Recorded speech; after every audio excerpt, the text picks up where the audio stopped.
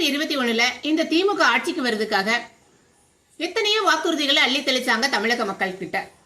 ஆனா அதுல பெரும்பாலான வாக்குறுதிகள் நிறைவேற்றப்படவே இல்லை. இதுல தமிழக மக்கள் நிறைய சஃபர் ஆனாங்க.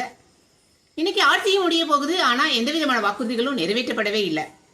அதுல ஒண்ணு வாக்குறுதி எண் 84. இதுல திருநெல்வேலி, தூத்துக்குடி, விருதுநகர் மாவட்டங்கள்ல 40,000 ஏக்கர் நிலம் பயனிடக்கூடிய வகையில கன்னிகா மதகு கால்வாய் சீரமைத்து தரப்படும் சொல்லி இந்த திமுக அரசு வாக்குறுதி கொடுத்தாங்க. ஆனா அந்த வாக்குறுதியை இன்ன வரைக்கும் நிறைவேற்றவே இல்லை.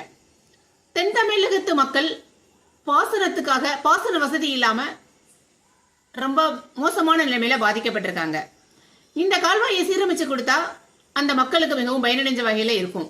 ஆனா ஆட்சியும் முடிஞ்சிடுச்சு, இன்ன வரைக்கும் அவங்க நிறைவேற்றவே இல்லை.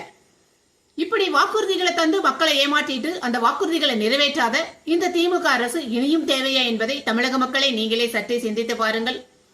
நம்ம எல்லாம் வாக்குறுதிகள் தந்து ஏமாற்றி விட்டு அதை நிறைவேற்றாமல் தானும் தன்னுடைய குடும்பம் மட்டுமே வாழ்ந்து தமிழக மக்களை ஏமாற்றிய இந்த திமுக அரசுக்கா உங்கள் வாக்கு? மக்களை சற்றே சிந்தித்து வாக்களியுங்கள்.